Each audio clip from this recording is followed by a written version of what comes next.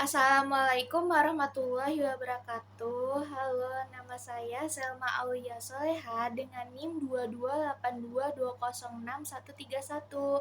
Kepada yang terhormat Bapak Nurul Mutakin MPD selaku dosen pengampu mata kuliah perencanaan pembelajaran.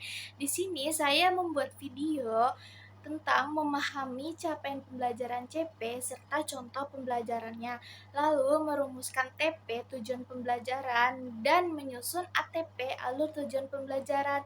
Mari kita simak pembahasannya sebagai berikut.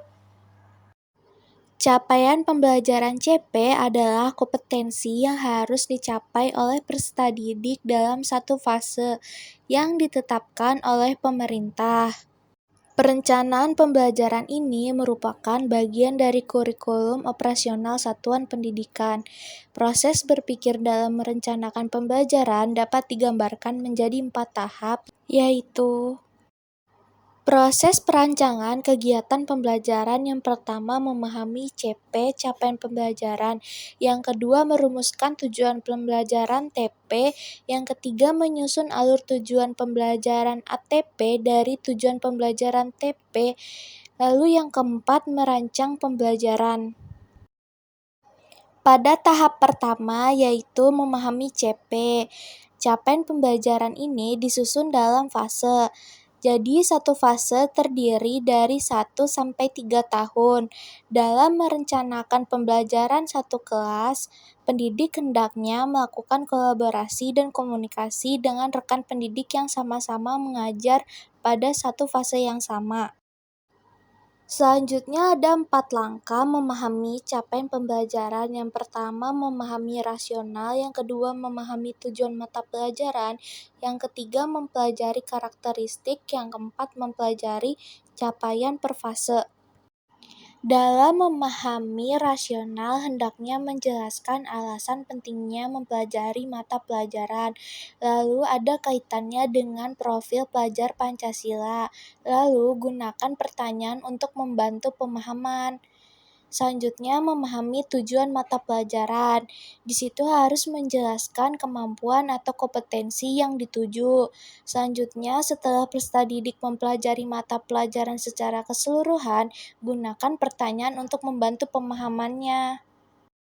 Selanjutnya, mempelajari karakteristik. Di dalamnya harus menjelaskan apa yang dipelajari dalam mata pelajaran, elemen-elemen yang membentuk mata pelajaran tersebut, lalu gunakan pertanyaan untuk membantu pemahaman. Yang terakhir, mempelajari capaian per fase. Harus berisi kompetensi yang harus dicapai dalam satu fase tersebut. Lalu gunakan pertanyaan untuk memahami capaian di fase peserta didik itu. Dalam upaya memahami CP secara efektif, pendidik dapat menerapkan beberapa strategi kolaboratif. Yang pertama, membentuk komunitas belajar di satuan pendidikan, yang merupakan langkah awal yang penting.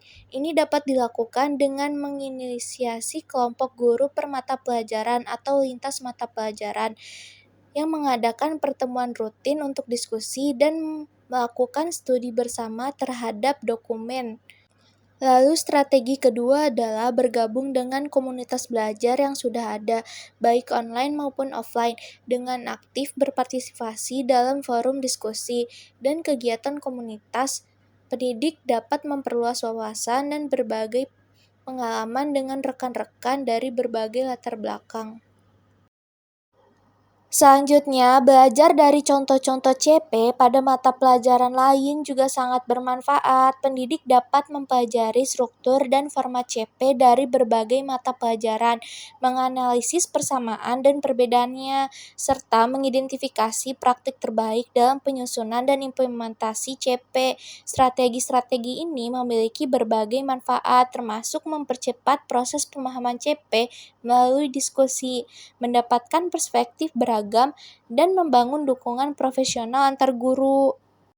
Dalam implementasinya, pendidik dapat memulai dari skala kecil, misalnya dengan tim guru serumpun, menentukan jadwal pertemuan yang konsisten, dan mendorong partisipasi aktif semua anggota, meskipun mungkin ada tantangan seperti keterbatasan waktu atau perbedaan pemahaman. Solusi seperti ini mengintegrasikan kegiatan dalam jadwal pengembangan profesional dan menggunakan fasilitator ahli dapat membantu mengatasi hambatan tersebut.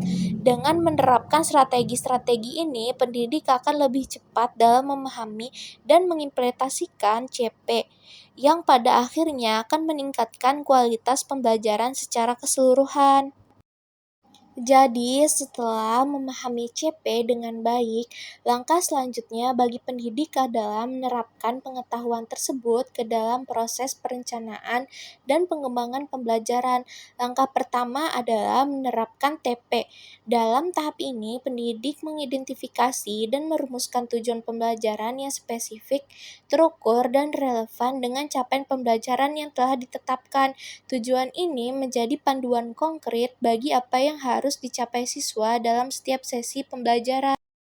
Lalu tahap kedua merumuskan TP. Dengan menerapkan tujuan pembelajaran, melibatkan proses menerjemahkan capaian pembelajaran yang luas menjadi tujuan-tujuan spesifik untuk setiap sesi atau unit pembelajaran. Tujuan pembelajaran ini berfungsi sebagai panduan konkret bagi guru dan siswa tentang apa yang harus dicapai dalam jangka waktu tertentu. Lalu, dalam menerapkan TP, pendidik perlu memperhatikan beberapa aspek penting antara lain yang pertama kesesuaian dengan CP, yang kedua spesifik dan terukur, yang ketiga realistis, yang keempat relevansi, dan yang kelima berorientasi. Adapun proses penerapan TP biasanya melibatkan langkah-langkah berikut. Yang pertama, analisis CP. Yang kedua, identifikasi dulu komponen-komponen kunci. Yang ketiga, perumusan TP. Yang keempat, penyesuaian tingkat kesulitan. Yang kelima, validasi. Selanjutnya, pada tahap ketiga, yaitu menyusun ATP dari TP. Menyusun alur tujuan pembelajaran merupakan tahap penting setelah merumuskan tujuan pembelajaran. Proses ini melibatkan perorganisasian tujuan-tujuan pembelajaran ke dalam sebuah rangkaian yang logis dan koheren. Berikut adalah penjelasan lebih rinci tentang langkah ini. Alur tujuan pembelajaran adalah peta yang menunjukkan bagaimana berbagai tujuan pembelajaran saling terkait dan berkembang dari waktu ke waktu. Penyusunan alur ini penting untuk memastikan pembelajaran berjalan secara sistematif dan progresif.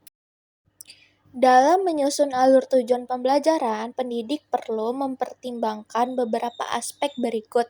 Yang pertama, urutan logis. Yang kedua, prasyarat pengetahuan. Yang ketiga, keterkaitan antar konsep. Yang keempat, distribusi waktu. Dan yang kelima, fleksibilitas. Lalu, langkah-langkah dalam menyusun alur tujuan pembelajaran meliputi yang pertama pemetaan tujuan, yang kedua analisis hubungan, yang ketiga pengelompokan, yang keempat mengurutkan urutan tujuan berdasarkan kompleksitas dan persyaratan pengetahuan, yang kelima visualisasi, dan yang keenam peninjauan dan penyesuaian alur yang telah disusun, dan melakukan penyesuaian jika diperlukan. Nah, tahap yang keempat adalah merancang pembelajaran. Jadi, setelah memahami secara mendalam CP, TP, dan ATP, langkah krusial selanjutnya adalah merancang pembelajaran. Proses ini merupakan tahap integrasi di mana pendidik mengaplikasikan pemahaman mereka ke dalam sebuah rencana pembelajaran yang komprehensif dan terstruktur. Perancangan dimulai dengan penjabaran materi yang selaras dengan CP dan ATP. Disusun secara sistematis mengikuti ATP yang telah ditetapkan. Pendidik kemudian memilih metode pembelajaran yang sesuai, merancang aktivitas yang mendukung pencapaian tujuan, dan pemilihan media serta sumber belajar yang efektif. Dalam proses ini, penting untuk mempertimbangkan variasi metode dan aktivitas guna mengakomodasi beragam gaya belajar siswa, serta mendorong partisipasi aktif. Penyusunan instrumen penilaian selaras dengan tujuan pembelajaran juga menjadi bagian integral, mencakup penilaian formatif dan sumatif untuk mengukur berbagai aspek kompetensi.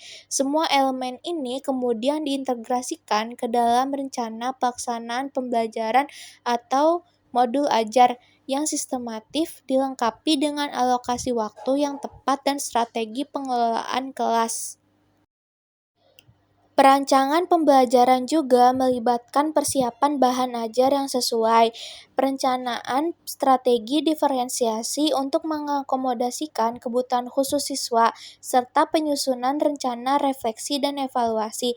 Terakhir, pendidik perlu menyiapkan rencana kontingensi untuk mengantisipasi kendala yang mungkin muncul.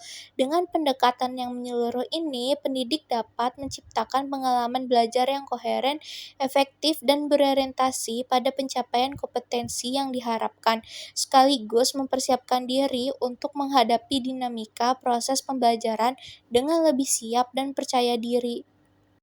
Selesai sudah pembahasan mengenai CP, TP, dan ATP.